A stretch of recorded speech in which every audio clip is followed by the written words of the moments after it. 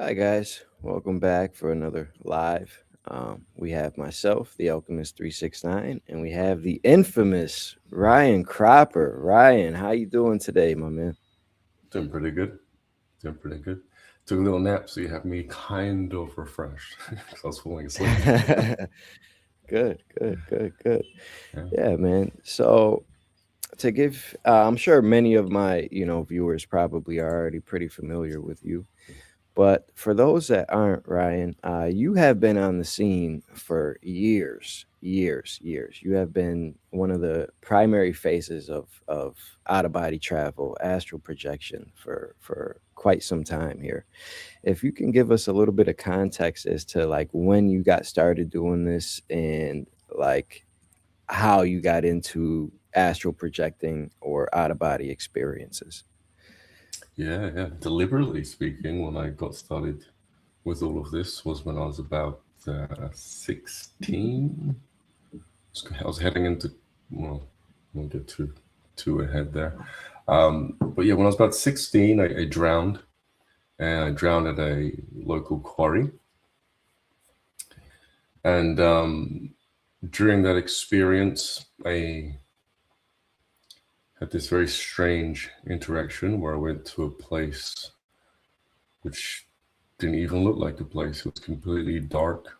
There was nothing that you could actually see other than the presence that was behind me. And I got this feeling that I could move on if I wanted to. I didn't have to stay behind. All I had to do was agree to taking the first step. And then, as I'm standing there and I'm thinking about it, I start to see all these almost like I want to say like clouds in the sky showing images of my life. But it wasn't my entire life. It's like when you die, you see your whole life flash before your eyes. Although that may be the case for some people. Um, for myself, it was just two very specific memories around two very important people that played very specific roles in my life. And in one such experience, it was showing me a time when I was told that it wouldn't amount to anything, I wouldn't be able to achieve anything by a particular individual. And I wanted to prove that man wrong. So that lit a fire under my ass a little bit. And then the other memory was my girlfriend at the time. She was on holiday. She was gone for a week and wanted to see her again. So I decided to stay. And I have no long, like, I have no, like, no idea how long I was down there for. Um, it felt like a short experience, yet a kind of long one. When I got to the surface of the water, I felt exhausted. It occurred to me that I actually was laying on the bottom of the quarry. It took a while to swim up to the top. And then I dragged myself out of the quarry up this little cliff, and I just collapsed and threw up water everywhere. My friends were like, "Where have you been? It's been ages." And I said, "I drowned." But the majority of them didn't believe me at all. Um, some of them smiled at me. My only actual friend there that I would consider being like a proper friend was worried about me and was like, "We should call an ambulance."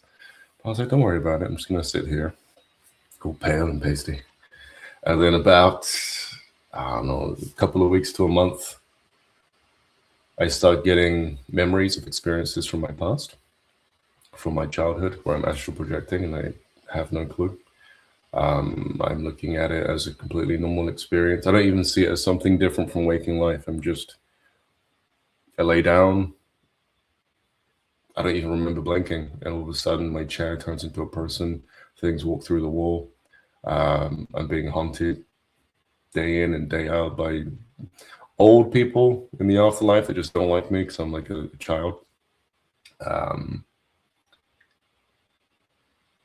and yeah, at times I'm wide awake and it's happening. I'm sitting down on the floor in the living room and I see someone standing in the doorway, and I think everyone can see this woman.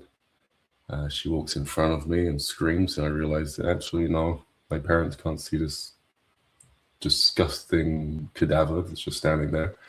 So yeah, I grew up seeing ghosts. I grew up astral projecting without realizing, um, but it got suppressed by the age of 13 because life just became very crazy, you know, in school and puberty and brain changes. And identity thrust upon me by so many people, and Yeah. it pressed for about 3 years. Yeah, but luckily because of this experience, it came back.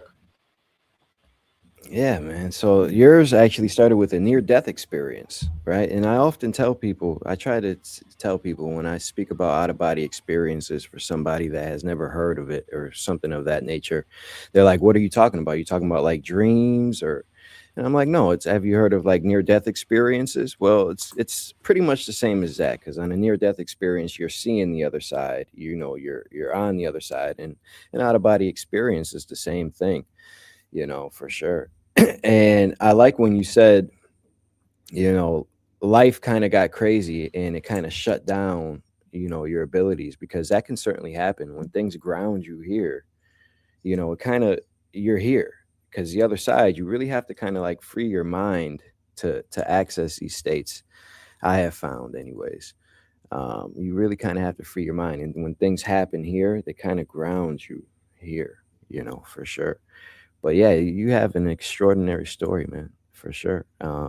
So when did you learn how to at first like control these states?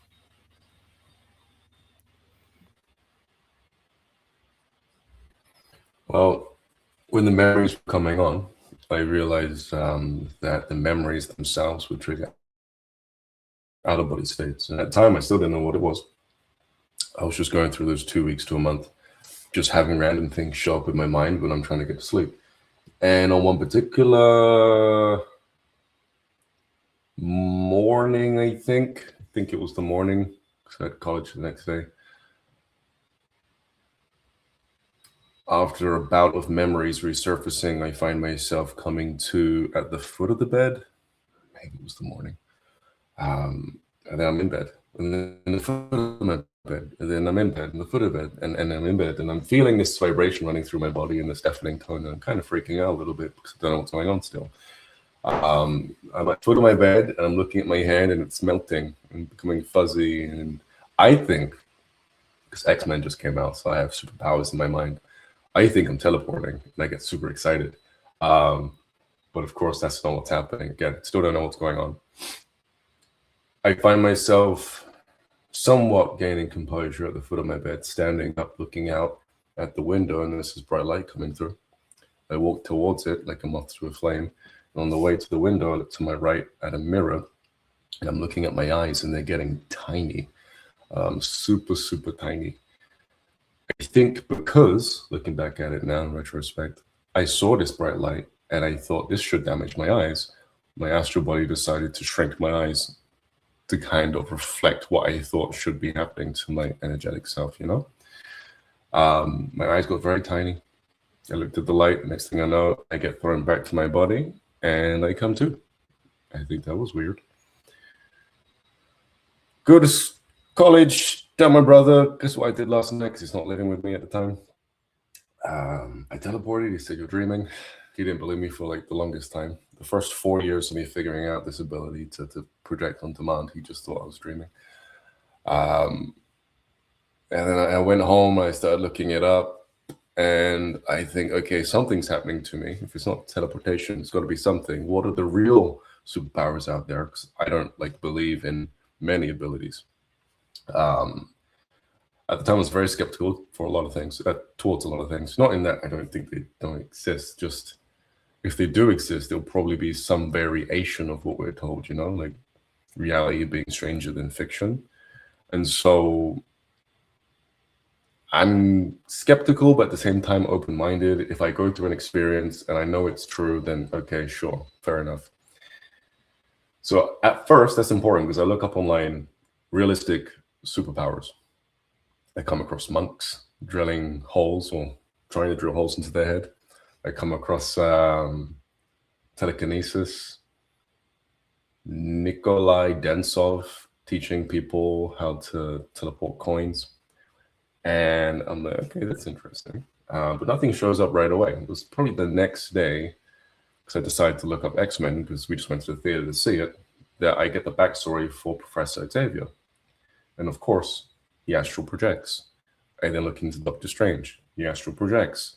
And I'm like, that looks way more like what's happening to me than what I think it is. And so I look on forums, I hear similar experiences, I make connections, I remember more of my past. I decide to lie there, create a memory regression system to bring up more memories. And then I try to trigger that night, where it happens spontaneously. And sure enough, the more I focus on certain memories, the more it would happen. I ended up noticing that the memories I was remembering are fear induced. When I was younger, I would stare at the corner of my room and freak out.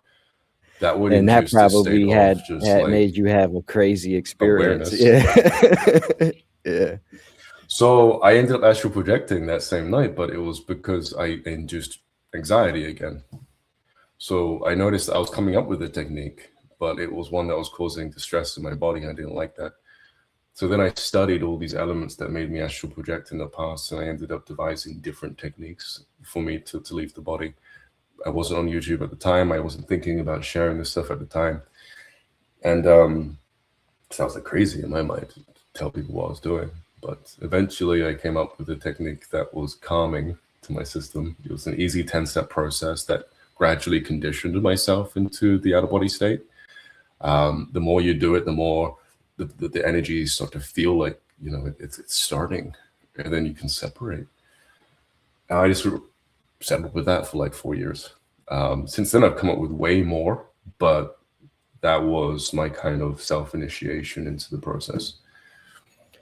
Yeah. Nice, man. Nice. And I had so there's infinite numbers of ways to induce these states for sure. And I like when you said when you think back to a memory for a long time, not for a long time, but after I started having, out of body experiences quite often, I was actually able to, tap back into a feeling and just lay there and envision myself out of my body and like kind of matching that frequency through my thoughts and feelings. And then, just going to sleep regularly and then spontaneously I'd be out, and I found that's a relatively easy technique that I found, but there's so many ways. And it's like that's why I like you, because I've watched some of your videos and you're like, yeah, I just try different things and see what works. Like there's an infinite number of ways, man. I've manifested,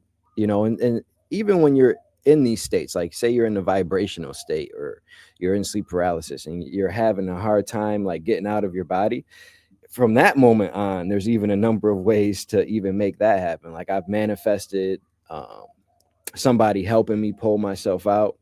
I've envisioned a rope, tied it around my door, pulled myself out,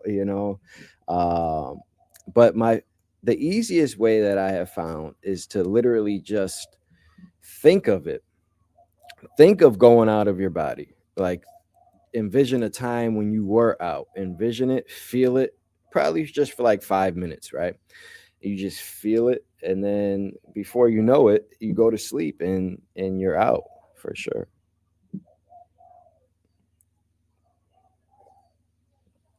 Um, Yeah. Yeah. yeah, yeah, yeah.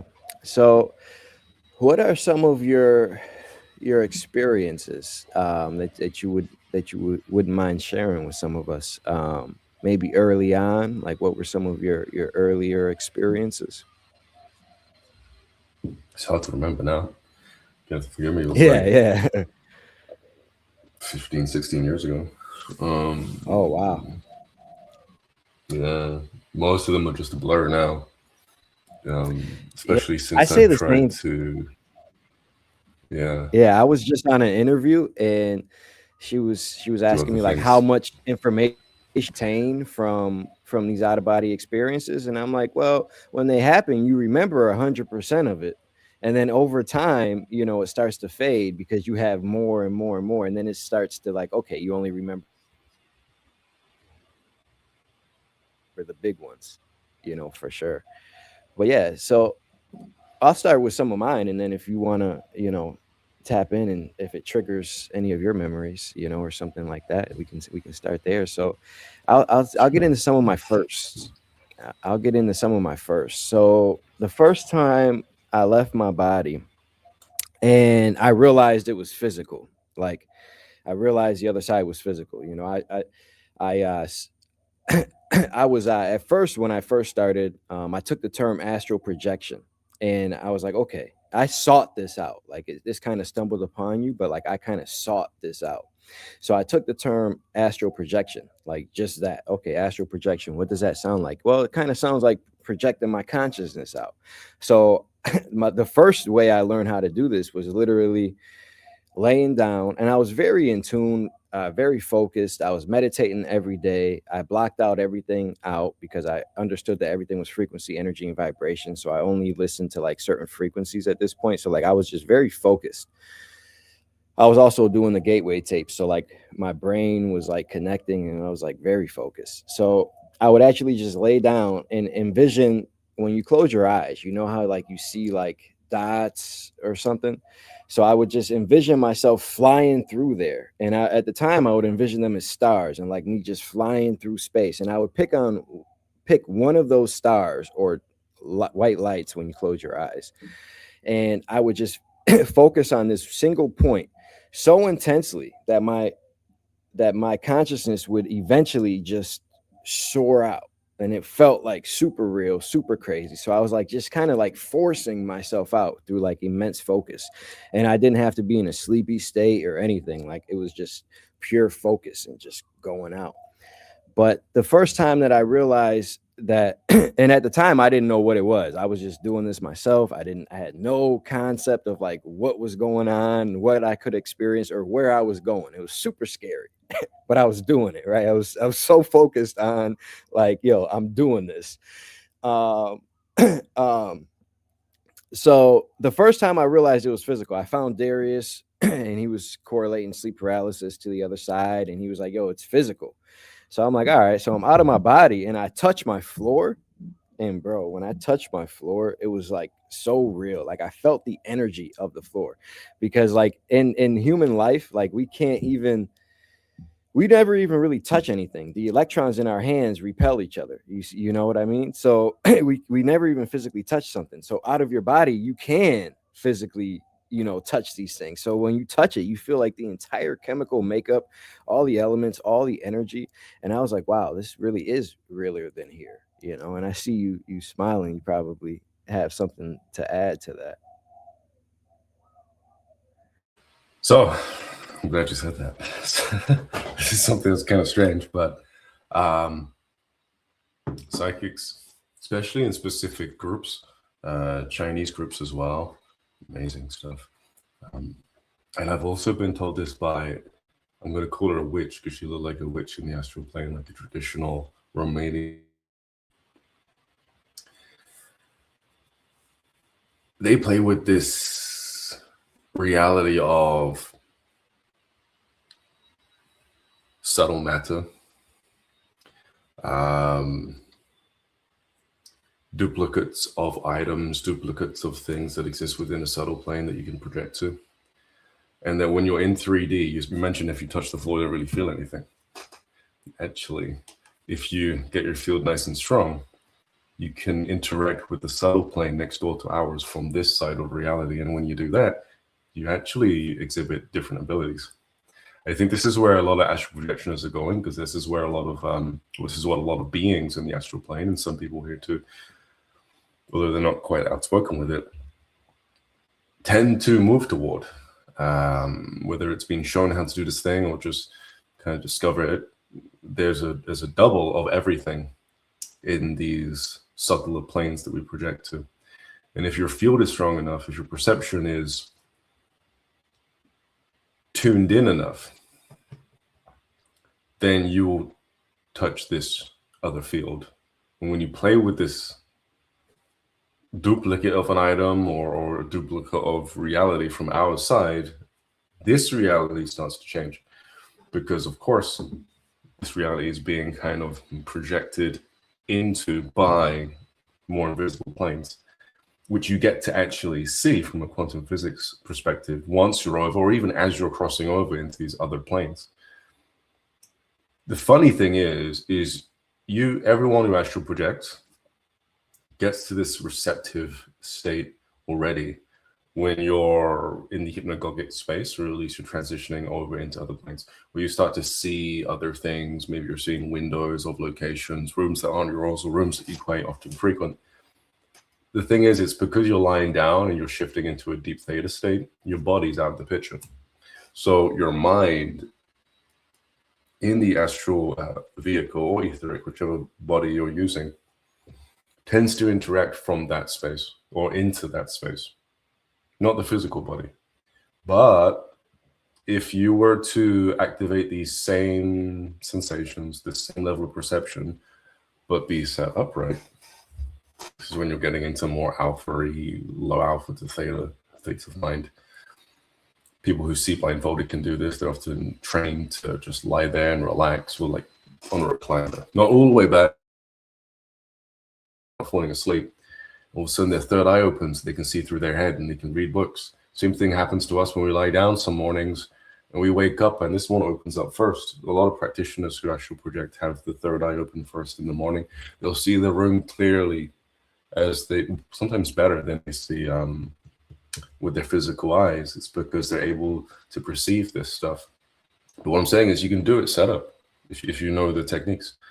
And if you know the techniques sitting up, you can perceive things with your eyes closed. You can perceive energies with your hands. You can even see energies with your eyes wide open. You can see auras. You can see the fields of objects. I think a lot of people Yeah. tune into this by accident when they're really relaxed and they're just kind of not really thinking, looking around the room. Maybe they'll catch something at the corner of their eye. Well, that's because you're quite alert. But if you were to lie down and be just not really anchored to the body at all, and you catch something at the corner of your eye, you're going to be in the same the same quarters as that thing, right? These beings and what may Yeah, happen. for sure. Yeah. So anything that you can do outside of your body, you can certainly do in here, man, for sure. I don't know how familiar you are, but like the body actually has 12 strands of DNA. Well, right now there's only two of them activated. As more of these strands activate, you're able to do these things. Everything is like energy, frequency, energy, and vibration. So everything is here right now. It's just separate, it's just out of our perception based off of our frequency. And when you're able to raise your frequency or tap in, you can certainly see the other side here and now. Actually, I remember one time I was just laying down, trying so hard to tap into the other side. I'm like, I know it's here. I'm like, I know it's here. Let me see if I can see it. So I was just laying still probably for like 4, 5, 6 hours, not trying to leave my body, trying to see it here in the physical. And what actually ended up happening is I was able to perceive things, but it was very faint. It wasn't like a pure out of body state or like I was on the other side, but I was able to perceive things and I was actually able to call energies and feel them. Like my mom passed away, I called her and I felt her energy and I was like, yeah, this is real. And then eventually during this state, I actually ended up eventually leaving my body and I went to the void. But you certainly can see and project these things. And if everything's vibrating at the same time, this physical microphone here is just vibrating at a certain rate that where it slows down to the point where I see it as a black microphone and also it's physical, right? But theoretically, if you change your vibration, you can move through this. You see, and I think that's kind of like what you were talking about is people actually doing these things. And another aspect of this is when you leave your body and you cross a certain threshold, say you go to one of the higher realms or something, and you step more into your soul and your memories start to come back. When you come back into the physical body, you start to awaken things in the physical body. Like I remember the first time that I left the framework of like Earth and like I was out there and I seen like past lives of mine. When I and not past lives on earth, past lives somewhere else, right? And when I came back, I was literally able to, if somebody said something to me, I was able to say, okay, if you do that, then this is going to happen. Like I could see the other side and like how everything was connected. And that would be like called like seeing the future or something like that, right? I could actually just see it. And it just was so easy. It just made sense to me. the flow in my physical body was different. Like I could control it and localize it and project it onto somebody or feel their. And I had my phone in my hand and I was just thinking like, I bet you I can charge this without the charger. Like, let me see. Like, let me see if I can charge this. And I just would try to charge my phone without anything because I was so electric. Because we are electromagnetic beings.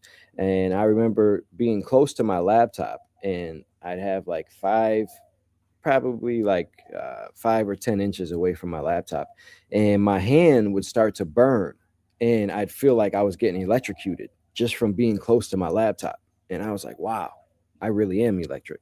So, like, for sure, you can reach these states, and we all have abilities. You can unlock them, for sure, without going to the other side. But another side of that is once you go to the other side, you can certainly bring abilities back here in the physical. Do you have any experience with that? I accidentally levitated a few times. Um, and I had to shut everything down because, like, and then stop astral projecting for like 6 months because I'm pretty sure my body was trying to teleport. Um, so in the astral plane, Yeah, not that is amazing, man. necessarily intentionally speaking, I just, sometimes I'm just meditating or whatever, and I start astral projecting, just kind of floaty in the mind, kind of seeing that I'm okay. I'm someplace else now. I've kind of accidentally just kind of like a ship at sea that someone forgot to put the anchor down. Just now, kind of floaty in the astral plane. I'm like, okay, I'm here. Cool. Do I pursue this and do something else? Like, do I wander around or do I go back to my body and go to sleep properly because I have a busy day tomorrow or I have to get up early or something like that? Um, as I'm lying there, I'm like, okay, I'm gonna go home. I want to. I don't want to be out right now. I just want to go back to my body. And I come back to my body, and because I was levitating in the astral plane, there's one particular experience I'll always remember: is my shoulder of my physical body was on the bed, but the rest of my body was up in the air at an angle. Freaking weird. What was really weird was that I had no weight to me. It was like a nice fuzz. If you've ever felt chi on your hands, or you've held the chi ball for so long with your eyes closed that you can't feel your hands anymore, imagine that, but with your entire body, minus the shoulder. And so, another occasion, it was just my arm, so arm up in the air, and I was in my body enough to look at it and be like, well, that's weird. I think other occasions, maybe a leg or two.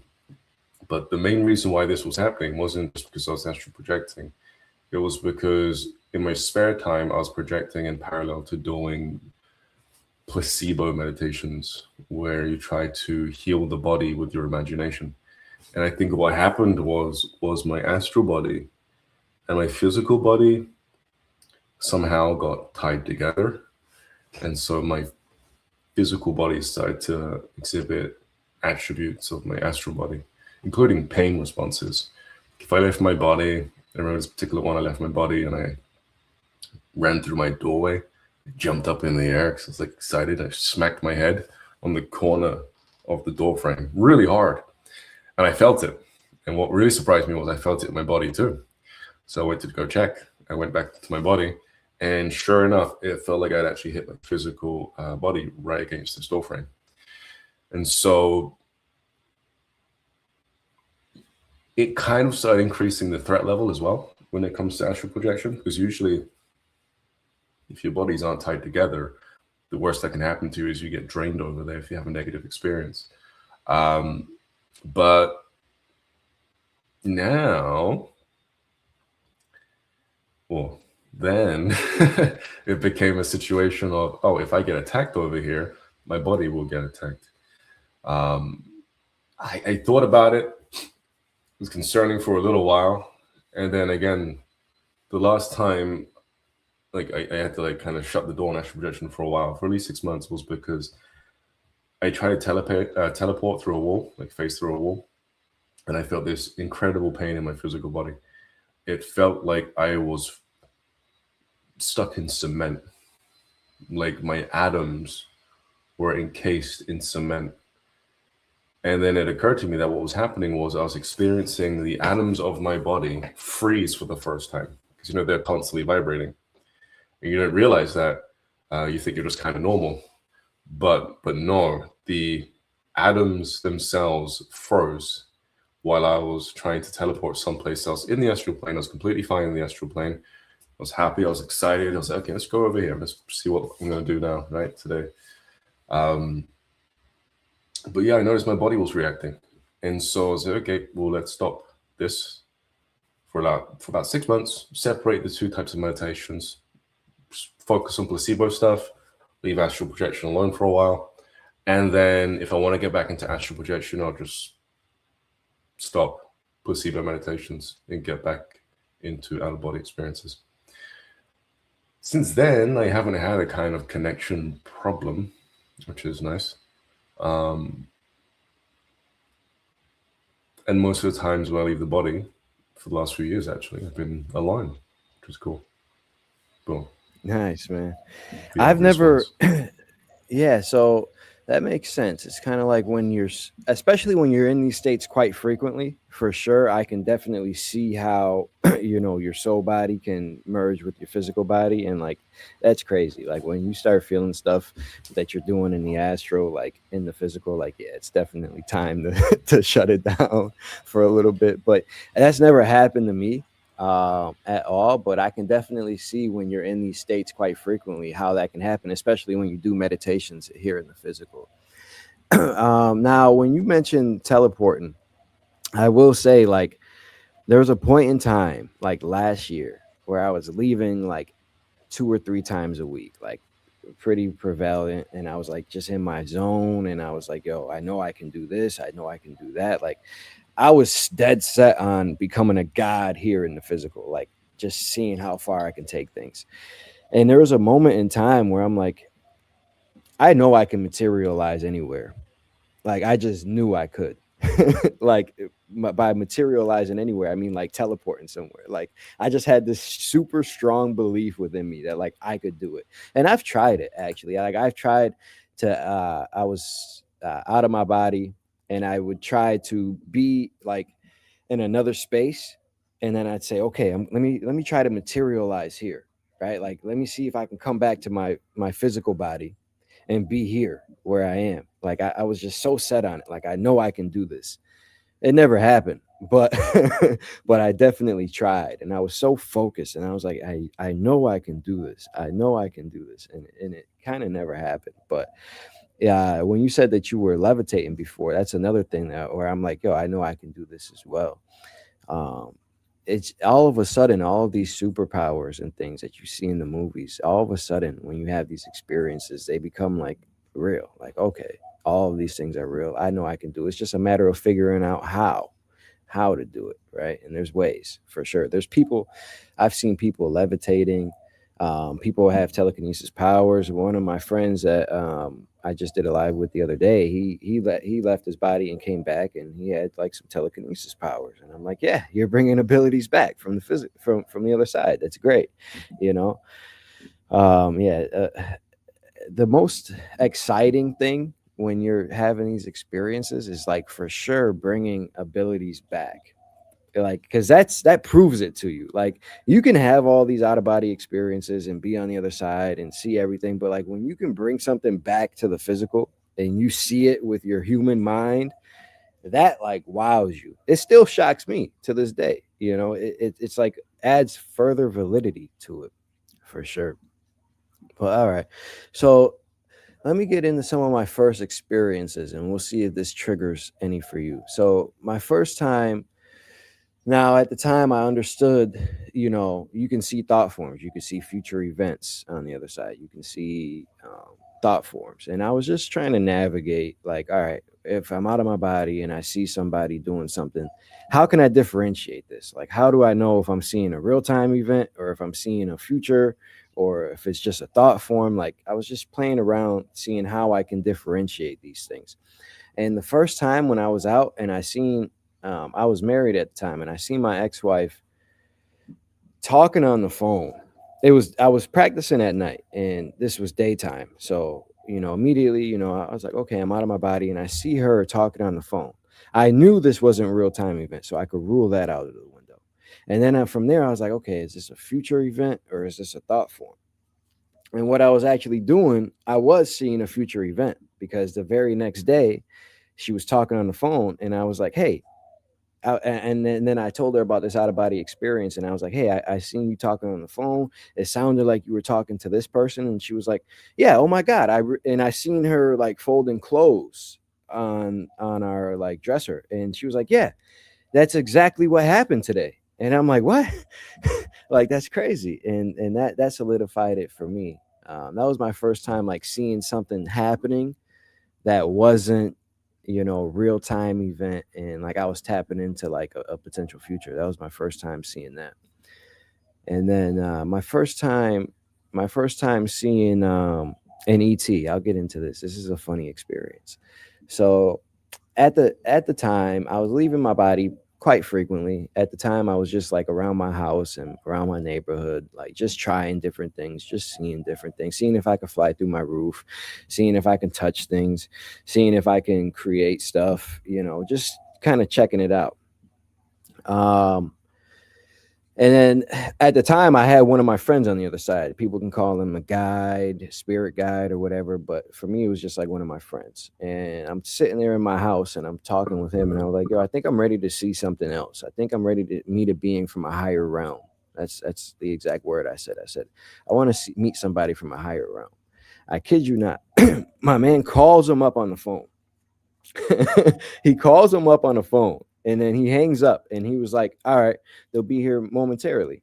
I'm like, okay. And then all of a sudden I felt the energy of the whole place shift. The energy of the whole place shifted. It went from feeling light to feeling very serious and like very heavy. And later on I came to find out it was because of my own fear around this. And they came to the door like this. I swear, they came to the door. And right before I opened up the door, I felt this fear rush over me, because I was like, oh my god, like what's going to happen? Can they do something? All of these thoughts come into you. And as soon as I say, you know what, I'm just going to do this, as soon as I said that, the energy felt so much lighter. And that's why I was like, oh, it must have been my own fear creating the energy around here. So I open up the door. And when I open up the door, I see three beings. I see a tall man, kind of like your build, but taller. I call him like Tim Duncan. He was like pretty tall. And then I see a white man that kind of looked like Bruce Willis. And then I see this purple ET. She was purple. She had like some like crystals on her forehead, and her eyes were like, there was like something underneath her cheekbones that were like different, that stood out. And she was purple. Uh, and I welcomed them in my house, and I'm like, okay, how do I know? I remember we had a conversation. The white man that looked like Bruce Willis was kind of like the leader, and like they came together. And I was like, how do I know you guys are beings from a higher realm? And he says, because we can do this. And he just shifts a whole bunch of energy to me. And I felt hot and cold and like all these sensations at the same time. And I'm like, all right, that's enough. I believe you. Like, I was like, all right, I believe you. And the whole time, he was telling me like some extensive knowledge about like creation and like why I'm here doing these types of things. And the whole time he's doing that, the purple ET is sitting next to me, and she's like sending me messages telepathically. And she ended up telling me like, hey, um I kind of want to do you. And I'm like, what? Like, you want to do me? And at the time I was married and stuff. I was like, that's a little too much for me. But I just found it, what I learned so much from that experience is it's really no different than here. A lot of times people think, the other side is so mad. It is all of that, but it's also kind of similar to here. Like you'll find personalities that are kind of similar to here, and things of that nature. Um, that was the first time I met an ET. Another experience is I was playing like some kind of like Call of Duty. It was like a video game. Like I was in a video game almost. I remember being out of my body, floating above my roof, And as I'm floating, I start to fall down. And now, what I thought was going to be like my front yard, it actually wasn't. And it was like people running around with guns, like Call of Duty. I swear, people were running around with guns and they were shooting. And I was all of a sudden, I was a soldier and I was laying on the ground. And one of my my friends were there and trying to help me up. And I went for his hand, and it was just like they were like playing Call of Duty, like in the Astro. Have you ever had any experiences like that, like a game like world, or people just having fun experiences? Yeah, there's a time when I was astral projecting, and when I astral project, I'm kind of like, I can see I'm kind of like a weirdo. I just walk around, um, and surprisingly, certain people can see me. Kids can see me. If there are people out there that practice certain things, they can see me. But otherwise, I'm just observing people. I walk through their house. Um, a couple of days ago, actually, I actually projected and found myself in a neighborhood I've never seen before. And I walked in because because the door was open, the sliding door was open. And there was a girl there. I think she was drawing, and this was next to her refrigerator. And she asked me who I was because she could see me. And I should say I'm just a person. You know, everything's fine. I just spoke to her nicely and made her feel like comfortable because she seemed to be a little upset. It just occurred to me that sometimes we see spirit guides as kids that we're probably looking at normal people that are leaving the body, um, if not a version of ourselves going back in time. That's a different thing. And so, yeah, sometimes I do this. I just kind of wander around. And I remember this particular one. I was in a place. I don't know where I was. All I know is what it looked like. Have you played the cyberpunk games? Maybe seen movies that are like Blade Runner, or maybe you've seen Yeah, anime yeah, Ergo Proxy, right? You have the yeah. dystopian, futuristic kind of technologies taken over like ages ago, maybe like 100 years ago, and now everyone lives in an ashtray of a city. It stinks. There's technology and sex and broken things just around and garbage. And I hear music, and I'm like, this is an interesting place. I'm in like this kind of weird cyberpunk moment in time. Let's just wander around. And I walked into a nightclub. Before I got into the front door, I noticed that first of all, people were behaving differently inside. Like they were in their own kind of reality, right? Like listening to music that I can't quite hear, or looking at each other in a way that was just slightly off. The weird thing is when I walked into the nightclub, I saw lasers, like you'd usually see. But as I put my hand up, the laser went across my hand, and I became digital. And I saw everyone in this kind of artificial world, and that's where they were dancing. Of course, they weren't in an artificial world; they were in 3D. But the technology had reached this point where, if they wanted to, they could just put up like this a holographic projector or something on the wall, and if it hits you, you're going to perceive light in a certain way, which makes everything look digital. And so that was very interesting. And I was like, I wonder when this gets established, you know, in the real world. Um, and then, well, well, then it ended. But I found myself going there again at some point, some years later. I didn't go into a nightclub this time, I just kind of walked around. And it was the same place. I often like it when that happens because it's like, okay, this is definitely a location that you can frequent. And I'm pretty sure others have come here more than once. But yeah, digital places, they're very strange. I remember seeing an episode of The Simpsons. It was a Halloween special back in the day. And they get like sucked into a wall and they find themselves in 3D reality. Back then, 3D was just grid-like floor Everything was black, and they're not flat anymore. They have shape to their eyes or to their nose, and there's this black hole in the floor all of a sudden, and everyone's getting sucked into it.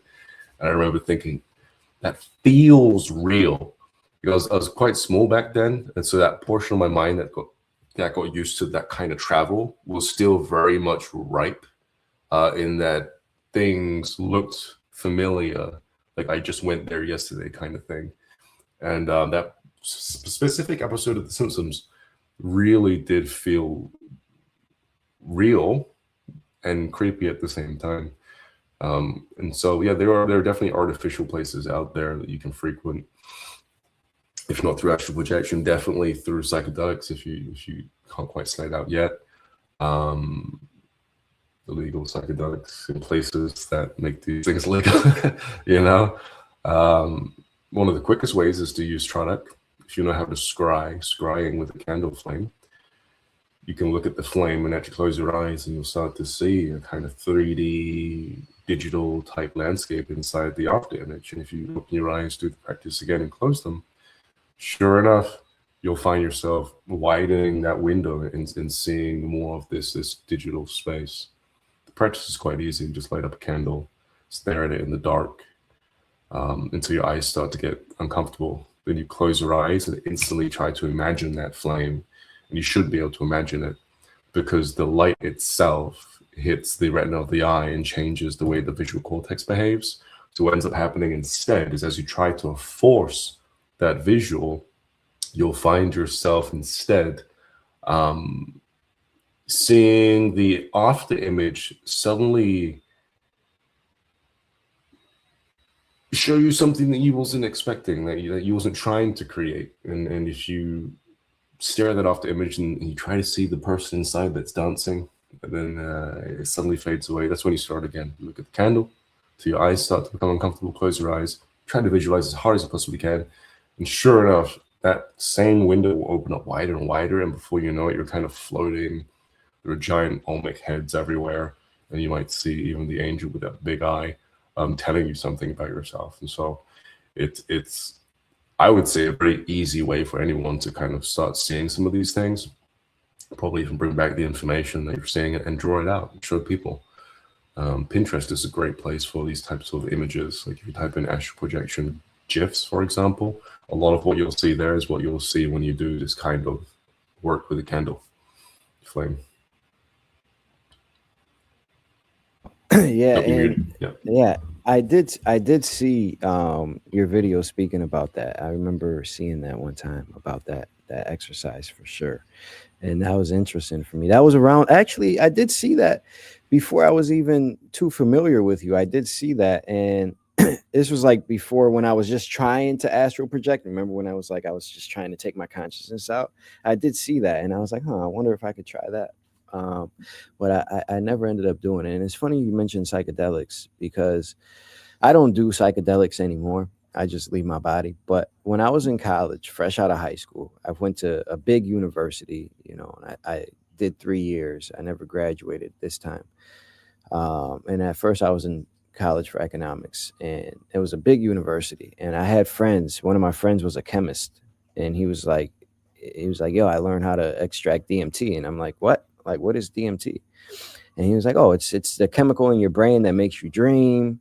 Like they say it releases large amounts when you die, and it's like a very trippy." He was like, "Have you ever heard of acid?" He was like, "Well, this is a lot more natural than that." And I'm like, "Oh, really?" I was like, "Well, let's try it." So he actually made it himself. So I'm at his house one day, and we try it. And this was the first. I didn't know anything about the other side at this time. And I do DMT, and I just remember being there, like I was in the void, and I just remember being there. I'm like, "Yo, this feels like me." I was like this feels like I've been here before. I just had this overwhelming feeling of like, "Yo, I've been here before," and like I could just see things, like my life. I just had this overall understanding of like everything, like most people do when they do, DMT or shrooms. But it was just like, "Yo, I've been here before." Like this is like, I feel like I know I exist outside of this body, and it was like I've been here before. And then when I started leaving my body, what happened? I went to the void, and I was like, this is the place I was at. This is the place I was at when I did DMT. That was a pretty cool experience for sure. And yeah, and I like how you mentioned different techniques to tap into the other side and things of that nature. What are some of the other techniques that you have learned to either enter, the other side physically in an out of body state or just see things?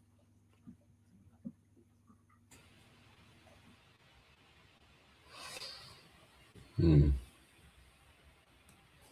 One moment. I'll get up my list. Um, 'Cause my brain is not braining right now. But luckily, I have this stuff written down. Hmm. Yeah, not a problem, man. There it is. Some drawing back some memories. I have a notebook in storage that I have all my earlier experiences in that I used to go through at the beginning of the channel. And there's some techniques as well. I look at that as a kind of historical piece of information, but I want to destroy it because I don't like it just kind of being out there. It's like having a personal diary just floating around the world. And right now, it's not in my house. It's actually just it's been moved because it was in a factory in England, um, in a just a random room full of my stuff. And Oh wow. Yeah, and and out of body experiences are really personal because they're like your own thoughts and things, like just trying things out. Yeah. uh-huh, uh-huh. And Yeah. some Yeah. like, please make sure, family, that no one gets their hands on the books. Sell anything. If anything gets stolen, that's fine. Just make sure the books aren't taken. I'll destroy them. Yeah. Yeah. Okay, so here's one here that I teach people. It's one of the simplest ones. It's actually one that you were talking about earlier because everyone does this. Everyone does this when they're a kid. That's how I kind of stumbled upon this. Is looking back at the memories of the past. I noticed that when I was a child, there were times when I would be sent to bed early, and I would find myself staring at the visual snow in front of me. So that staticky noise that you see with the pink, the blue, the white. Um, yeah, some people apparently can't see that no matter what. It's very strange. I Um, ask people that all the time. I'm like, "Yo, do you see like these dots all all around you?" And they're like, "No, yeah, yeah, it's it seems one or the other. Scientists often say there's something wrong with people that can see it, like it's an actual issue with the eyes, not being able to like see yeah." reality clearly. Well, we But know it's science. yeah, I know what it is. It's much more than that. But without spending too much time breaking down that side of things, the technique is if you just lie there and you stare at it wide awake, because when you're a kid, you're sent to bed. You're not tired, so the first thing you're gonna do is just will probably sing, probably laugh, probably shout. If you've got brothers, talk to them until your parents shout at you and say go to sleep. But then eventually your mind will settle and you just stare at this noise. You can do this as an adult. You stare at the noise and you allow your thoughts to rest on the noise. You're not thinking about the colors that you're seeing. You're not thinking about the movement. You're simply observing the noise while your body relaxes. And that will shift you into a theta state whilst your mind is aware. When kids are young, this is exactly the stage that prompts out of body experiences without them knowing. Because if you do this for long enough, you'll blink and you'll be out and you won't realize. You will swear your eyes were open the whole time. But what you'll start to notice is that static will start to move. It may start to dance. It may turn into eyes. It may turn into faces. It may turn into snake like things that move around the room. You might see large orbs, small orbs. Perhaps you start to see them creating geometry. Perhaps you start to see them become like Play Doh. You ever had Play Doh squished through like holes? There used to be toys back in the day where like people and you put Play Doh in them and press and their hair comes out. Well, the noise can do that and become very animated in 3D. What once was blurry and kind of like this visual artifact that you can explain away now is alive in front of you and moving around in a weird way. And the next thing you know is you shrink and you're like this big and now they're huge, colorful spaghettios just everywhere. And you're like, what the heck is happening?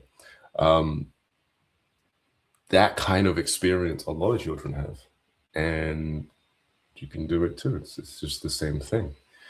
Astral projection, it might be seen as hard, but it's just because it's being like overcomplicated a lot.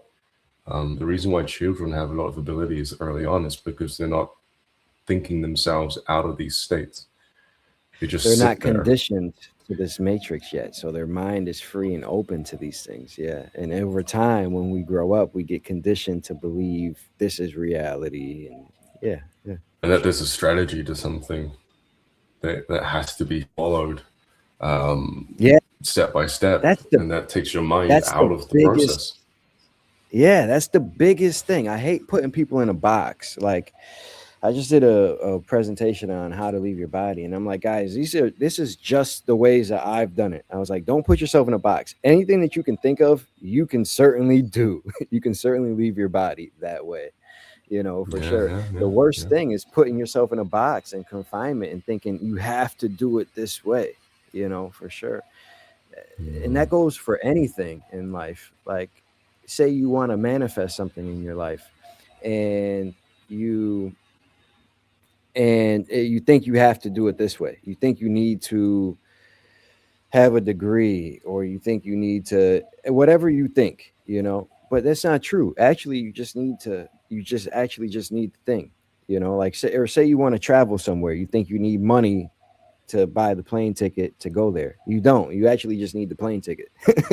And that can come to you in any type of way, for sure. For yeah. sure.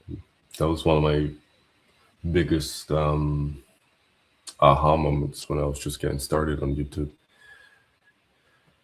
Is that the brain wants an experience, and if you give it well, I'm jumping ahead a little bit here. If you give it an experience, you'll be satiated. But to go back a little bit to explain that point, yeah, you think you need like this big bank account to be able to fly around the world, meet people, meet famous people. No, no, no. Or eat good food or to take care of yourself, and that's a lie. It's just not true. Um, Sometimes people blatantly tell us that we need money. Sometimes it's just impressioned into us through Instagram accounts where you're scrolling and you see people shoving money in front of the camera and then they show you this lavish lifestyle.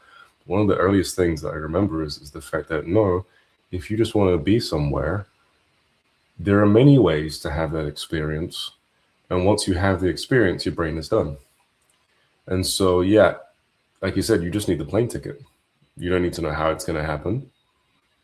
A friend can be like, hey, I want to see you. I now live halfway across the world. I'll pay for your plane ticket. It just so happens that you have 4 stops along the way and you find yourself spending hours or nights in different countries. What the heck? You know? Um, or is an interesting one, living in a mansion. People think you need a certain kind of character and a certain amount of, you know, uh, 6 figure income to be able to pull that off or larger. No, Airbnbs make it extremely viable for people that are just living normally that make minimum wage. If you have a group of friends and you want to spend one weekend and it costs like maybe like almost $1,000, it sounds like a lot. You'll get it way cheaper. But what I'm saying here is power in numbers. If you'll put your heads together, it's cheap, and you're like living the life. You're in a canoe in your own private lake. There's this massive mansion, and their garage is another house, and you're all high on mushrooms, and you're like, how the heck are we here?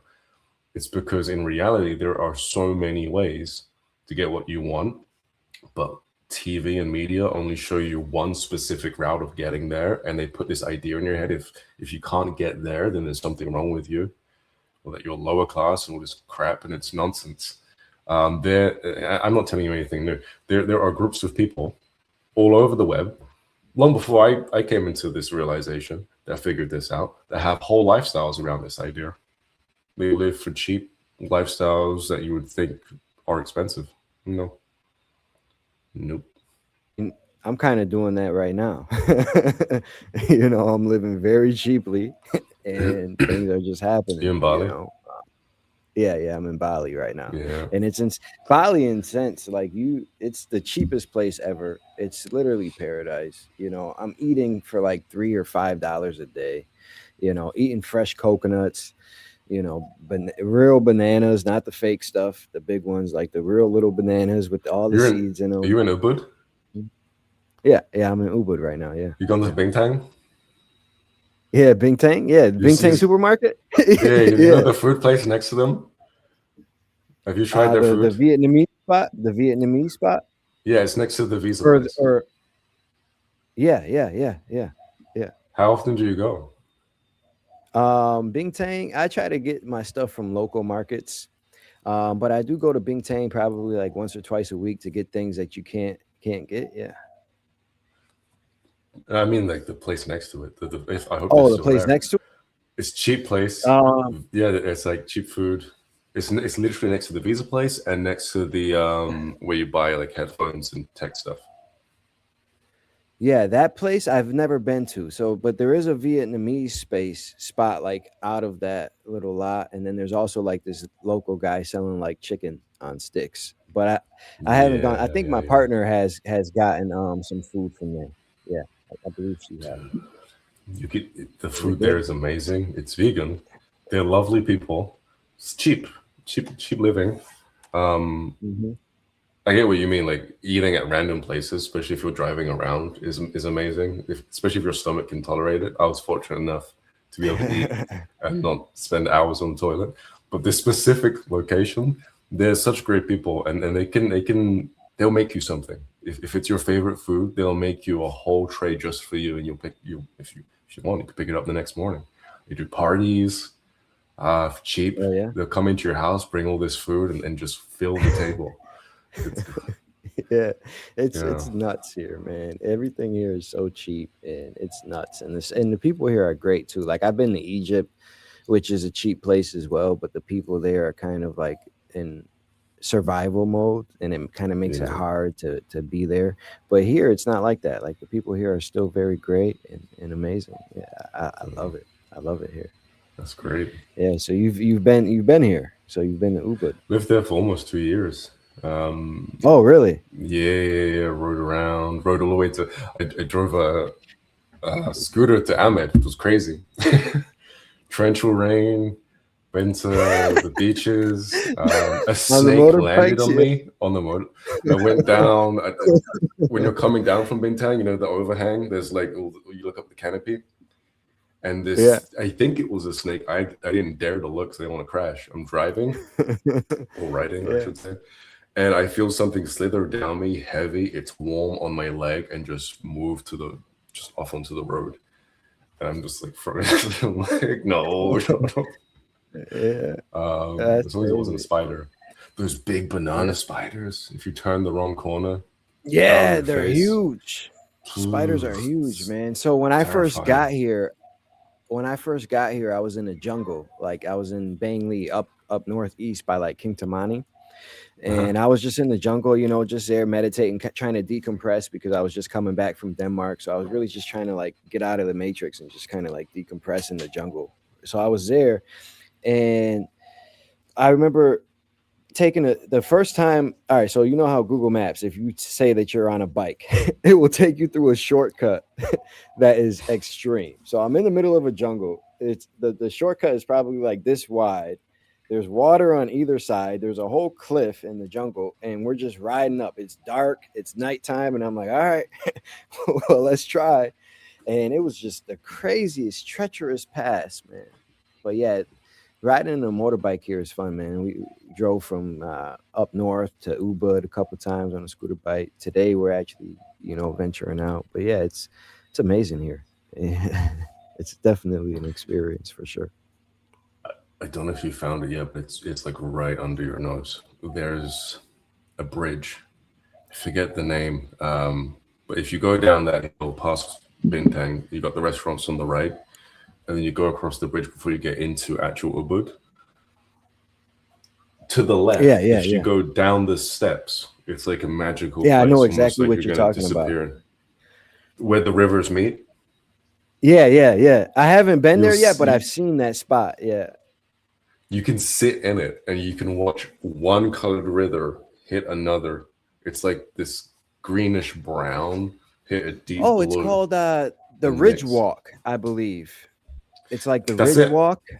Yeah, yeah, yeah. We were just Uh-huh. there the other day. Yeah, yeah. I seen where the two rivers meet. You Yeah, see yeah. I've the seen that. Yeah, yeah, so yeah. cool. There's so many good spots Yeah, over there. yeah. There is, man. It's absolutely beautiful for sure. Yeah, I love talking to people that's actually been here because it's like once you're here, you understand.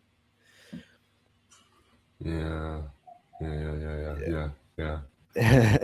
There's Yeah, yeah, I know we talk about astral projection, we've kind of gone off into Bali, but one last thing. You've yeah. probably been there too. There's a waterfall there, and it's known because of the yellow butterflies.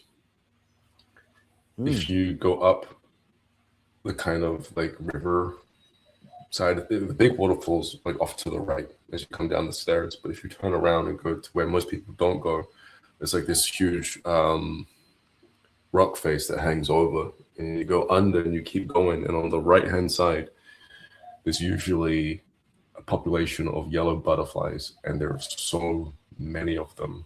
It will feel like you're in a fairy tale. It's ridiculous, and they're not scared of people. So you can get up there Oh on the wow. rocks, and they'll just land on you. Yeah, Oh wow. That's so magical. Yeah, I'll definitely have to check that out for sure. For sure, man. But yeah, so all right, so to bring it back, so how could you in all of your travels, how can you sum up creation or this universe? Because, from my understanding, I came in learning from somebody about, the construct creation and how there's realms and they're separated by frequency. I actually get into the mechanics of it. Like I've been able to figure out like how they're actually separated, how the mechanics of this realm work and things like that. But I want to hear it from your point of view. How would you describe, all right, let's keep it to just this universe. All right, because as we know, creation's pretty big. How would you describe this universe that we are in right now?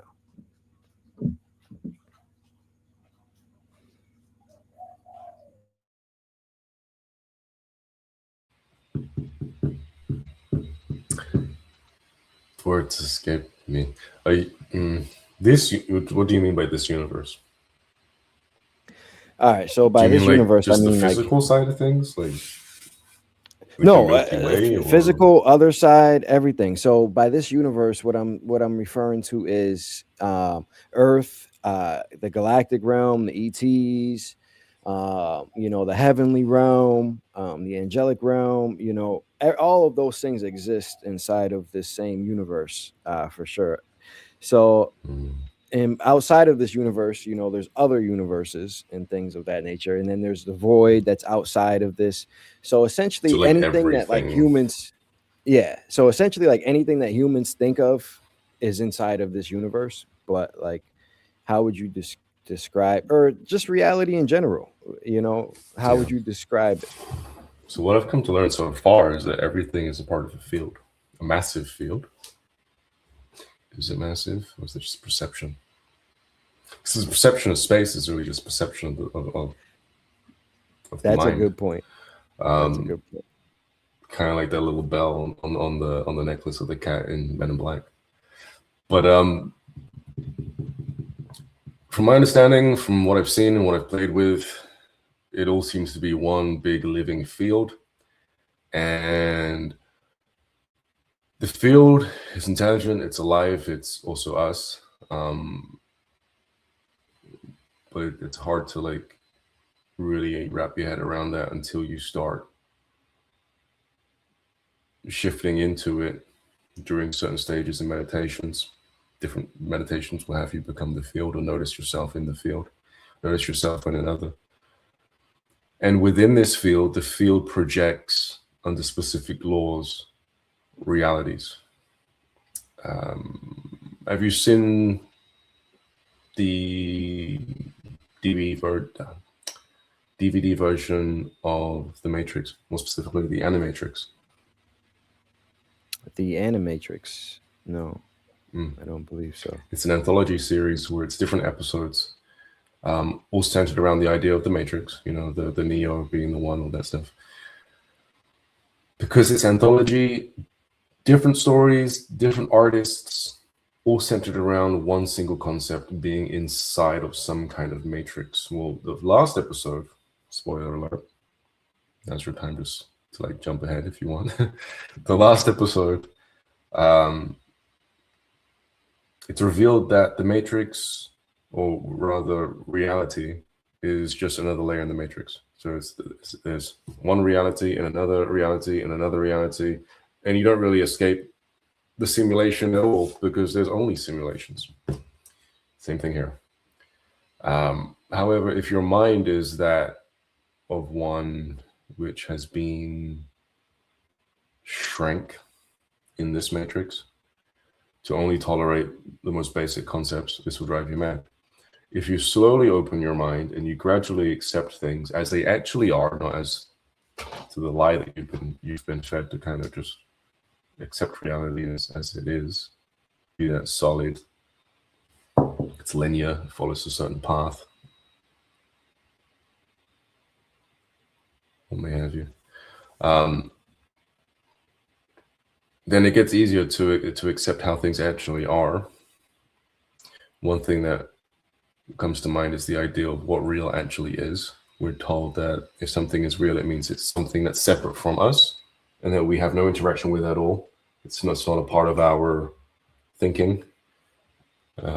It's not a part of us. It's something completely separate. And because it's separate from us, then it's real, right? That's what we're told growing up. You'll start to learn that actually it's the opposite. That if it's you, if it's an extension of you, then that means it's real. Because if you're real and this cup is you, then this cup is also real. Same thing when it comes to another person. If you start getting to that point where you feel yourself in everyone and you're like, oh, everyone is just me, you could go in the wrong direction with that headspace. It can get to your head and it can get pretty dark. Or you can say, okay, I know I'm real, which means this person's also real. So I'm not going to treat them any less or put myself on a pedestal or anything like that. This is just how reality actually is. And I'm getting used to it. You know, this is what you've got to say to yourself. I'm getting used to how reality actually is. There are levels to that. You'll notice more and more about how things actually are, whether it's through out-of-body experiences, meditation, you name it. And gradually your mind will expand to accept what's known as absolute truth. As this is all happening, you'll start to see how one reality is, I call it collapsed, but more so simulated around you based on your belief system. This is interesting. Okay, I'm going to get to beliefs in a second, but let's break down a little bit of the mechanics. There's a field around you. That field is projected outside of you. Then based on your stories, your beliefs, your brainwaves, that determines how that field organizes itself around you, your experiences, everything you see. If you astral project, you collapse the field completely, or you actually you wipe the information and you're in the hypnagogic space and you're floating and you're no longer here if you're completely de-anchored from this idea of reality. Because the reality is you're not anywhere actually. It's all just kind of simulated into you based on the laws of the universal field theory. Even Yeah, everything dying, is all these is experiences, vibration. they're layers in a matrix. And so you will start to, through astral projection, become familiar with the feeling of the field. The vibrational state, the energy that you feel, the soft feeling in your body is I call it a local field, just so that it makes sense. And as you're about to launch off, that field goes, and then based on your intent, that'll determine what you see. It is not coming from your subconscious mind. You're tapping into a law of reality, which is where you think you belong, that's where you'll belong. What you expect to see, that's what you'll see, as long as you don't overthink it. Because if you overthink it, if you think you know what something looks like, then your mind projects that into the space in front of you. It's called an AOL, an analytical overlay. You stop astral projecting, that experience within this holographic reality. And what ends up happening instead is you go into your mind and you start dreaming about the place that you're visiting rather than actually astral projecting to that place. If I'm to rewind it back a little bit when it comes to the beliefs that keep you here, the logical story of where you grew up keeps you bound to this perception of reality. Like literally, this is space. If you take DMT, I've taken DMT and watched beings lift the lid of the box that I'm in. There's nothing outside of the wall that I can't see. Like I'm floating right now in a space. Is this even Are you even in Bali? I don't know. And so it's like when you take DMT, you see things come into the holographic reality. And sometimes they don't have form. Sometimes for them to have a form, they have to enter into the hologram to take on an expression and see you and say, hey.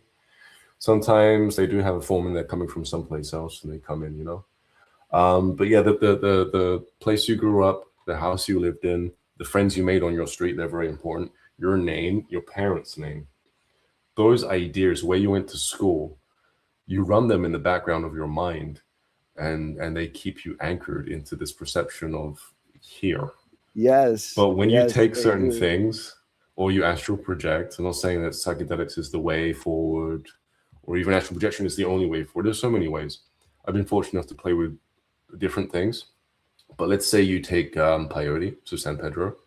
This is one such absolute truth you'll notice. You'll watch the switches in your head turn off, all these beliefs of who you are, where you are, and you'll suddenly gain abilities in real time. I can't say for you that this will happen 100% and for your safety, don't do this. But for example, belief systems were shut off in my head by a being, and reality started melting, and it was no longer behaving to me like towards me in the same way that it usually does. I had a fireplace in front of me, and it told me to put my head inside of the fireplace. This being, this voice, this. Sometimes I could see it. It was like, put your head inside the fireplace. I was like, why would I do that? It's not going to hurt you. I was like, I don't really trust you.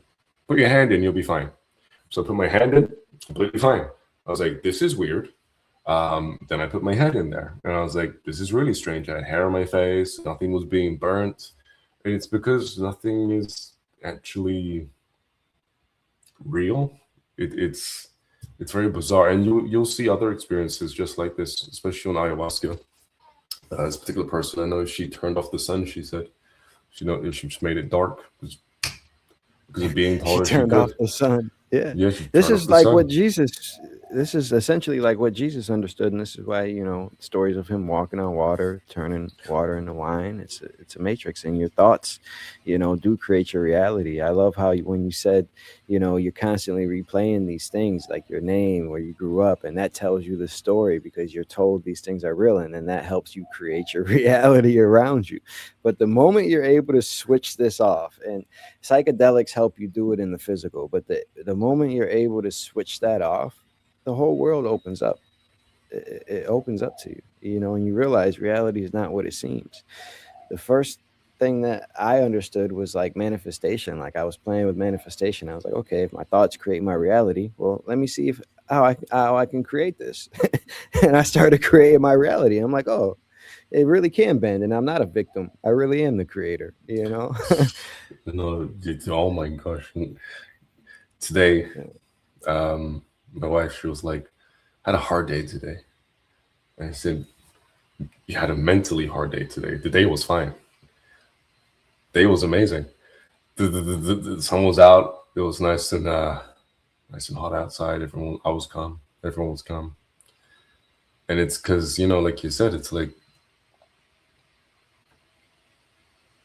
you know, everything is fine. It's how can I put it? My brain is blanking.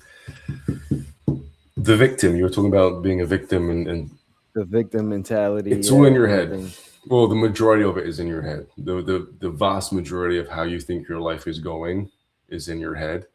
The day is always the same. The room is always the same that you're in.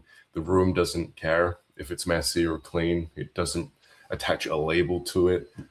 We walk into a room, we determine how we feel based on the meaning we put into a room. If it's disorganized, we think, oh, today's going bad. My life is disorganized. It's hell. The room doesn't care. The room just has clothes everywhere, if that makes sense. If you clean the Yeah, room, yeah, then the room doesn't think, "Oh, I'm clean." The room is just the room.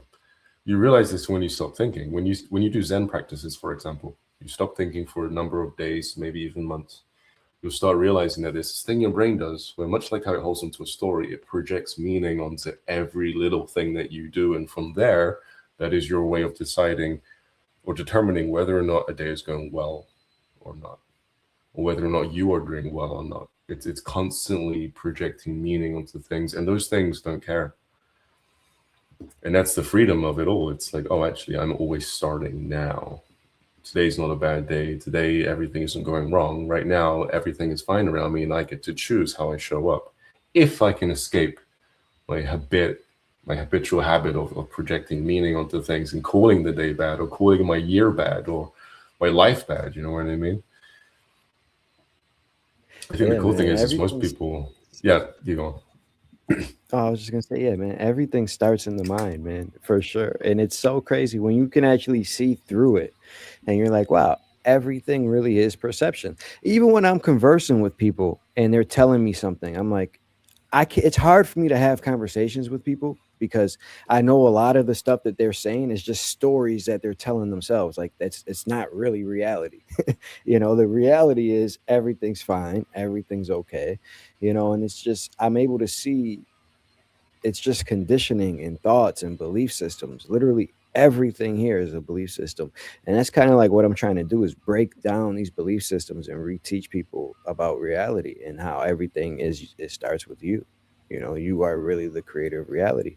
How you see things changes your perception, therefore it changes your reality.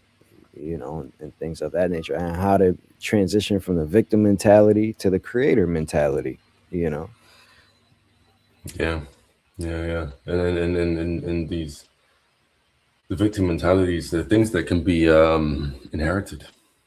Ooh, oh, especially as you get a little older, you get to see it. Like, oh crap, um, like sleeper agents. You might be fine when you're young, but then you have a kid, responsible for paying bills. All of a sudden, your parents show up through you and make you think that you have no money. It's interesting to watch it all happen, but you just got to remind yourself, no, I wish to be like this, not like that. Notice different differences between yourself and your parents or your grandparents. Notice the times have changed, and you got to repeat this over and over again, not blindly, not in a blind way, like a blind faith way, but more so just like affirming how reality actually is, so that you're not falling into a story that you saw decades ago that is no longer relevant towards you or your life. I used to hear stuff like this and think, oh, that's going to be impossible. It's going to take a whole lifetime to decondition and to stop being all these different ways. But life will give you chances to do it. Don't worry about that. But what you can actually do is you can start off by taking small steps, whether it's Zen practices that help you kind of have a reality check, or personal development practices that have you, you know, actually see things as what they actually are. A really good one is asking all your friends, hey, what do you think about me? Because what you think your friends think about you will be completely different compared to how they each individually see you. So it's just slowly breaking down these beliefs around your story, who you are in the world, all of it. It's insane. It's insane. Yeah, it is, man. It goes so far. Even now, I got into the space seeking the ultimate truth. And in my journey, I have found that they have lied to us about so much. And because the number one way to entrap a soul is to make it believe something. And I'm sure you can attest to this. When you're out of your body, your thoughts stay the same. So like when you die, whatever you think or believe, like you're going to see. That's where you get lost souls and things of that nature. The number one way to entrap a soul is to make it believe something, because we are creator beings, you see. So we are constantly creating our realities here in the physical and on the other side. And when they lie to us about who we are, one, that we are eternal beings, they lie to us about where we are in the universe, and as well as where we are time wise. They've lied to us about our history. You know, the timeline is not even what they say. All of the history is a lie. And these things, these narratives, people don't understand. When you go to school and when you learn these things and you accept these things to be true, then creates your reality. And when you get a billion people all believing the same thing, well, that starts creating the reality of within this place as well, and making these things true. It's just so crazy, belief systems. And make steering people the wrong way is so detrimental. It's so important, when we're out here speaking, that we really steer people in the right direction and give them the truth, because they've been lied to their whole life. And it's so easy. It's easier to make somebody believe something than to tell them that they've been lied to, so trying to reprogram these things in people, it is tough, but we're making leeway for sure. So Ryan, let me ask you, so how often are you leaving your body or astral projecting these days? Depends if I have a reason. I was doing it a lot earlier in life, once I figured out how to do it. But then I got bored, and then and you can get bored. You can get bored. You can walk around in forests just like kicking leaves. Maybe it's an imagination problem, right? Just come up with another place to go and go. But I got bored at one point, and then I got curious. Curious about physics, and I got ever so more curious about the nature of the space over there as a whole. This is before I kind of came to this conclusion that it's all just a field. There are so many other little things that ended up happening, which kind of had me lean into that idea. Most of them centered around developing ESP, extrasensory perception, and how extrasensory perception has you interact with fields of objects in so many different ways. I started noticing parallels to the fields around things here and stuff in the astral plane, and how the astral plane reacts in a similar way to the fields around an object here. And I just noticed that the astral plane was one big field, and I would just spend time meditating over there. Not like a monk per se, although of course I had my times where I wanted to like be a Doctor Strange, just levitate over there, and just think and look at it and observe it and play with it. I got very curious. And then I put it down, the curiosity, started playing with other skills, trying to learn other abilities. And every now and then,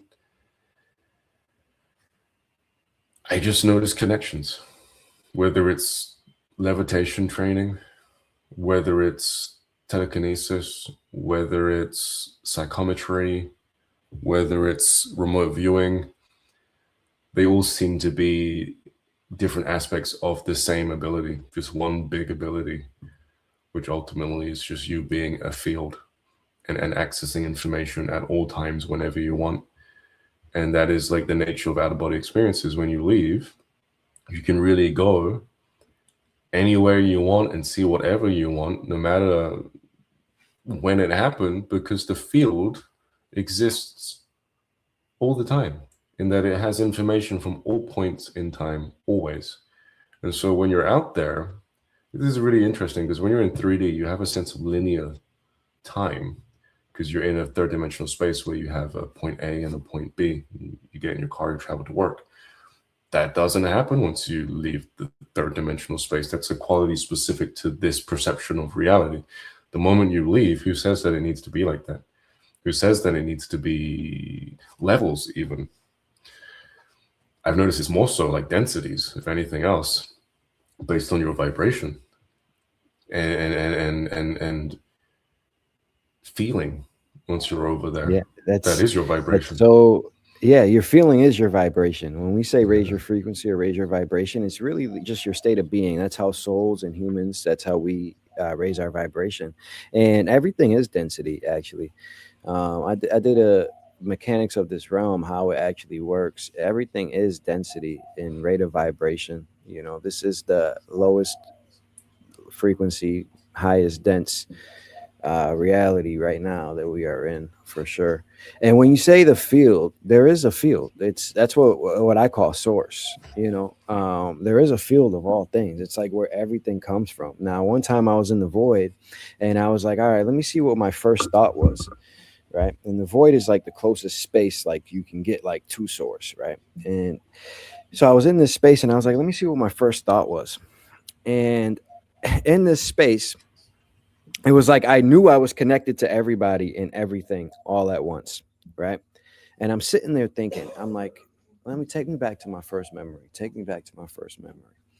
And when I'm in this space, I just all of a sudden I was there and I just became aware. I said, "Oh, I can think." I remember this thought. I was like, "Oh, I actually can think. I actually have thoughts and stuff. Like I'm aware." Wow. And I was like, "Oh, wow." And then the next thing I noticed was, "Oh, I have feelings. Like I can feel stuff." Like, wow. I was like, wow, I can feel stuff. And then I'm like, after a while, I was just thinking, I was like, well, what can I do with this? You know, like, what can I do with this? And then that's when I had the idea and I seen light and like I came out and I had a physical soul body. Like it was like the human template. And when I came out, there was already other souls out experiencing stuff.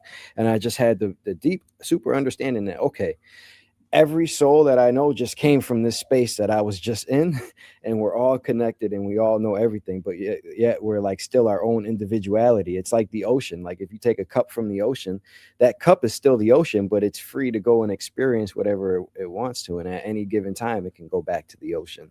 You know, that's there is this field of all things, and it's this all-knowing thing, and we can tap into this all the time.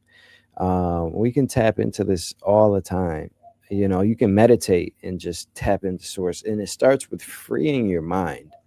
The more you can free your mind from the attachments here in the physical, the more you're able to tap into these states, for sure, for sure. And when I originally asked you, it sounds like you have a similar experience to me. Out of body experiences and astral projection, it happens in waves, right? At first, when you're doing this, you're going to be out all the time. And what it really boils down to is the will of your soul. It's happened to me in waves. Like a year ago, I was leaving very, very, very consistently, like trying to figure all this out, right? And then after a while, I was like, okay, I got enough information. I need to integrate this and figure out how I can explain this to people. So I did that for a while. And there was a moment in time when I wasn't leaving, you know, probably for like a couple months. And now when I say I wasn't leaving, I still was like spontaneously. Like it just happens, you know, you still have these small experiences, but it was for sure not. And then even, you know, when I first came to Bali, you know, 2 months ago, I was even trying to leave every day again, and it was happening. And then right now, like the past week, um, well, actually, I did just have two experiences as well, but it certainly happens in waves. And what I found that it boils down to is the will of your soul and like how bad do you want it, and also it's okay because eventually you have enough information from the other side to, okay, let me integrate it and practice this into my daily life. Let me explain it to people. Let me see if I can unlock these abilities and see what I've learned and how I can integrate it into the physical. It definitely happens in waves for sure. I definitely agree with you on that. You see the entities in Bali yet? Yeah, when I left my body, bro. All right. So I was like, all right, let me see if the energy here is real, right? So I left, bro. The vibration here was so crazy. It was so intense. It was absolutely intense. It was like something I've never felt before in this realm. You know, in on Earth when I'm out of my body, I've never felt such high vibrations here. So that was the first thing I noticed. I was like, wow, it really is a high vibrational place. Like it truly is. And then you come around, you see you see like they just celebrated Niepi. You literally see things like that. like trolls and like like I don't even know what to call them, but yeah, yeah, for sure. There was two occasions that I remember distinctly. One, I just saw a normal, I say normal, dead girl, dead woman, weird, very black. I want to say like a shadow being, but she was too physical to be a shadow being, and she would take me out of body when I didn't want to be out of body. I would just materialize on another bed in the place I was staying at, and she would just be like standing there. She loved this specific room. She would stand in the corner, and you can hear her breathing, and you can tell she died somewhere nearby in water. Um, Horrible feeling, like what you see in horror movies, how you expect the character to feel in those moments when they're in bed and something is just there over them. The other particular time, there was this entity that came out of a bush and was moving like this and shaking its hands. Its hands were knives. It wore a mask, and it was wearing clothes that were made out of like banana leaves for a skirt. You know, if you since you know the statues over there, I think the statues probably show more tissue, more flesh than what this thing had. This thing looked like it was made, or maybe like probably more like I think maybe Kenyan or someplace in Africa where they dress up and they like spin over and over and over again. Something more of that attire when it comes to full body coverage, but Balinese.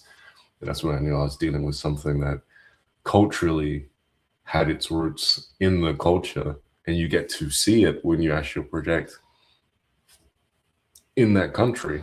And the same thing happens when you project in any country. You see what you know the I want to say fables talk about, whether it's fairies, trolls, Hmm. leprechauns, um, Dragons, yeah. dragons. You'll see them. Yeah, Uh, Weird things in yeah, Turkey and Egypt. Um, yeah. you'll see them. Yeah, so in Egypt, I've actually been there out of my body, and Egypt. That's a underneath the pyramids. There's a record place, the Halls of Amenti. The Emerald Tablets of Thoth talk about it, and it's a record place. It's very informative.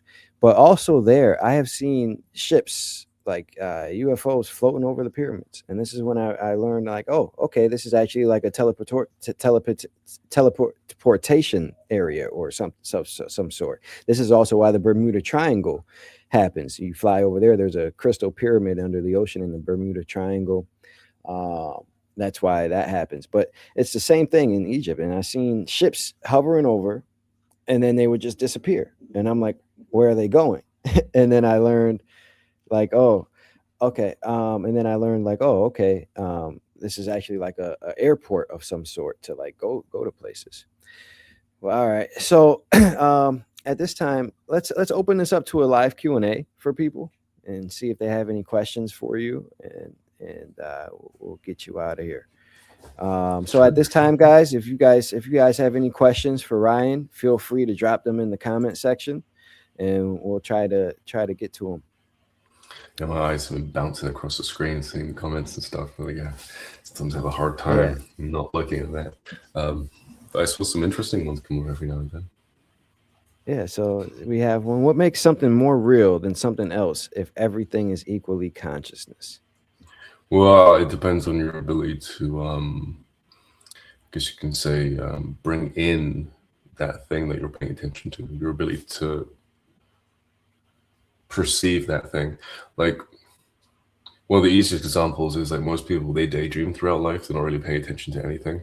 And also, they're quite depressed. And so, what that will then do to them is the quality of life looks desaturated. The things don't taste good anymore.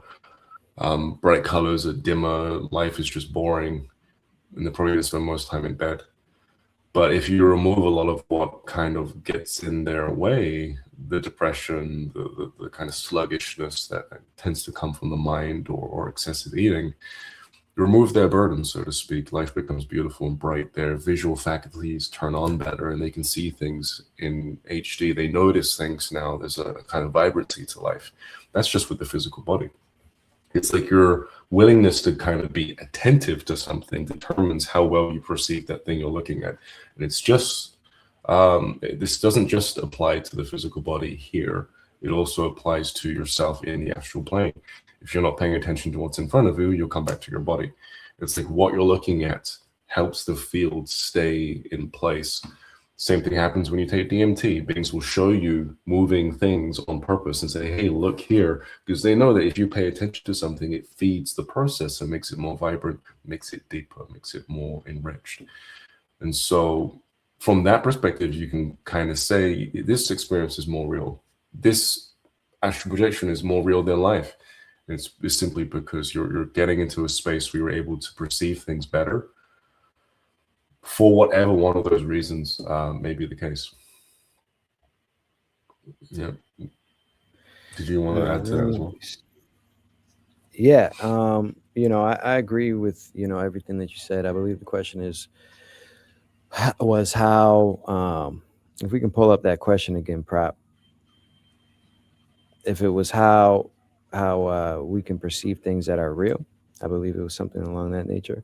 Well, perception is everything. You see, perception truly is everything, and what is real is defined by the definition of reality is two people agreeing on something. What makes something more real than something else if everything is equally consciousness? Oh, what makes something more real? All right. So when I say the other side is more real than here, this is what I mean because everything is this. We're in a visible light matrix. Okay. Everything here is made up of light. This microphone has photons in it. What are photons? Light, right? So everything is light. This microphone is actually light just slowed down to a certain vibration, right? And we operate on something called the visible light spectrum. Right now, we only see a certain percentage of that. Well, on the other side, you're now open to the all of the light spectrum. Now, why is this significant? Because you can see more colors as well as more physicality. You see, because if light is also physical, if this microphone is light slowed down to a certain vibration to where it's physical, uh, the other side will seem more real because when you have more access to the light spectrum, you also have more access to physicality, you see, and light and everything of that nature. So that's kind of what makes it more real. And now another aspect of this is when you're outside of your body and on the other side, you're outside of the template of the human body. You see, the human body operates on, we only have five senses. Well, most people, some people can have more, certainly through meditation and things like that. But primarily, we operate on five senses. And the human brain, the human body has like a speed limit on it. We can only process so much data. We think linear and all of these things. The body has limitations, but your soul does not. So outside of your body, you have more ability to access everything. You can think outside of the confines of the brain. You're no longer thinking with your brain. Whatever thoughts you think of, you just automatically do without processing it. And you're able to perceive, so much, so much. So when I say that's more real, like that's kind of what I mean. That's the best way I can explain that. Flow Free Yoga asks, how do we get started on this path? We covered this earlier in the stream. If you want to watch the beginning, he kind of got started on that. He asked, can you experience an OBE or astral project if you're in a dark night of the soul? It depends on the origin of the term that you're going with. Like, are you talking about dark night of the soul from the standpoint of Catholicism, or are you talking about it from a more broader, nuanced New Age sense of spiritual depression from a variety of ways? Because from Catholicism, it's when you're having a hard time, you basically become God. You meet God or you become God, and then you descend back down to this plane. And you have a hard time now dealing with being a person because you know how things are. And that can happen in a variety of ways, but the gradient is so vast that sometimes you can be pretty much yourself experiencing it. Maybe in an astral projection experience, you're actually someplace where you're visiting some kind of source of creation. And so you're still pretty much your individual self, but then you can have DMT experiences and become it with no sense of self. And then realize that everything is a dream. And maybe you're fine with that, depending on how much you smoked. But maybe you're not. Maybe a large portion of you here and how you process reality has kind of beamed up there as well, and you're like freaking out. But usually that happens as you're going up there, right? So to speak, up. Where is up? And you're clawing on the walls, like, I don't want to go, and the ship is going, and then you just For the next thing, you know, you're everything. And so, like, it depends on what you mean. Yeah. Does that make sense? All right. Do you have some time for a couple more, Yeah, yeah, right? All yeah. right. A couple of minutes. Um, so yes, what's your favorite method of meditation? I have a few that I go back to every now and then. Um, so I have been actually projecting. Thanks, brother. Because of Ryan, just want to say thanks, brother. Cool, awesome, Corey.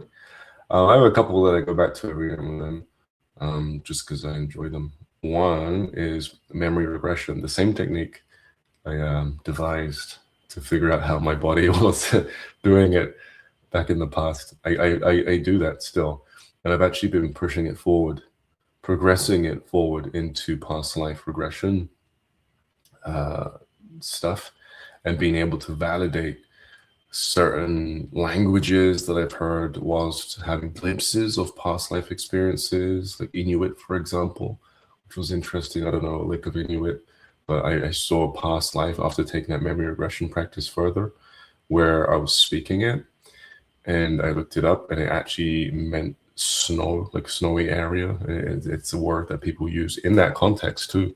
Um, when it comes to naming people, they will name people after the area. So that blew my mind. So that's the practice I often lean into, just because either I want to take it further or I want to see my life in a certain type of way. I'll often also mute my physical awareness of my body here and push it to the point where I'm seeing the memories in such an experiential way that it seriously feels like time travel. And there have been occasions where I've wondered if perhaps I wasn't merely seeing memories. Another practice I really enjoy doing is a Zen practice, where you simply sit there and you stop thinking. You stop thinking about who you are. You stop thinking about where you are. You stop labeling. You stop thinking about the fact that you're meditating. You simply stop everything and you just stare at the ground. You widen your peripheral vision, so you make sure you can see the corners, and you soften your mind, and you just don't think. If you find yourself thinking or daydreaming, you've softened your mind too much, so you need to pay more attention to the peripheral vision. If you're wide awake and you can't relax, it's because you're too focused on your peripheral vision. You need to get to a place where you can physically relax and at the same time not encourage any thoughts. And I just like to sit there and just be empty. That's a good one to do at nighttime. You do it with your eyes open, and you close your eyes and do the same thing. You'll notice your vision comes back in and becomes narrow focused. And so you just want to go back to what you were doing with your eyes open, but with your eyes closed, and you feel your focus open up like a band, a rubber band, and you'll just sit in this nice space. It's just a good practice to be in, to really mute all of the internal everything that goes on in the body, whether it's the body still feeling the day, the week, you name it. And so those are the two I like doing quite a bit. When it comes to the memory regression one, to the point of past life regression, I'm experimenting with that at the moment with my clients, just seeing if I can push it that far. I don't currently do it for people, but I'm wondering if it could be something that could be kind of copied and pasted to everyone across the board. You know what I mean? I'm thinking of probably making videos going in that direction, but we'll see. But those are the two favorites I like for those reasons. They're very personal in a way, and they keep coming up. They keep showing up in life. I keep going back to them, you know? Good, good, good. All right, Prop. We have another question here. Let's see. Are there multiple realities here on Earth? Yes or no?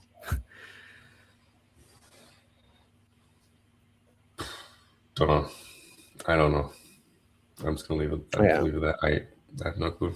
I have an idea. I have what I've seen. Um, Hmm.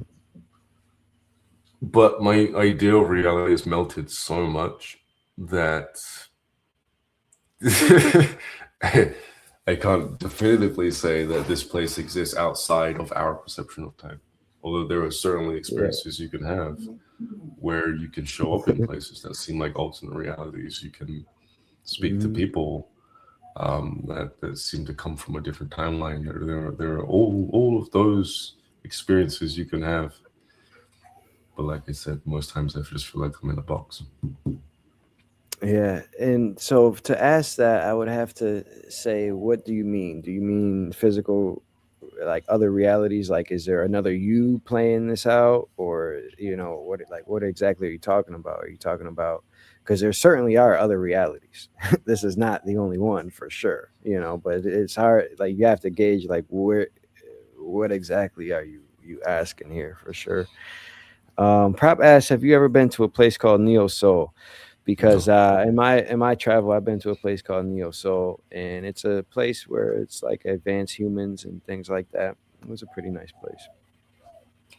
No, I don't think so. I did. Doesn't ring a I bell. did see that you went to a place called Shambhala, and I'll touch on this really quick. So, when I first heard about your Shambhala experience, right, I was like, "Yo, I want to go there." And this is when I first really understood that. All right, what's in your subconscious literally will project and you can experience this, because as soon as I went there, I had a similar experience as you, only I believe you said like they showed up in like your third eye when you came back. I was there and I was instantly back in my room, and beings were in my room with me. The first time beings ever came back and like followed me to like where I was, and I was like, oh shit. And it messed with my subconscious so much, and I think it was because I was listening to what you said, and then when I went there, I had like a similar experience. It was insane. Yeah. Um, Shambhala is one of those ones that I really want to get to the middle of that place, like just not having complete access kind of bothered me a little bit, and so it's like an itch that I didn't quite scratch. Um, yeah, there are checkpoints. You're not just allowed entry into that place. Um, but I'm sure, like I always say, like the first being said yes. It's just the last three in a group that said no. And so maybe if I can like sneak around the back or something, or just find a way to like only go to agreeable souls, then I'll get in there. But uh, we'll see. We'll see. We'll see. Nice. Yeah. Well, all right, guys. We're gonna get out of here. Ryan, thank you so much for coming on and sharing your story and your insights with the audience. Thank you so much. You're very impactful, guys. Ryan has a YouTube channel. It's in the description. He also has a website that is also in the description. Feel free to check him out. This guy's been doing this for years. The first one on the scene, really. So, thank you, Ryan. I appreciate it. Thanks, man. I got lucky. I didn't know astral projection would blow up like it did over the years. Yeah, yeah. Now it's a thing. It's a thing for Yeah, sure. But yeah. yeah. Thanks Well, for all having me right, on. guys. Yeah, thank you for being here, man. And maybe we'll do something again in the future for sure. Maybe. Yeah. Take But care. take it easy, man. Take it easy. Bye bye.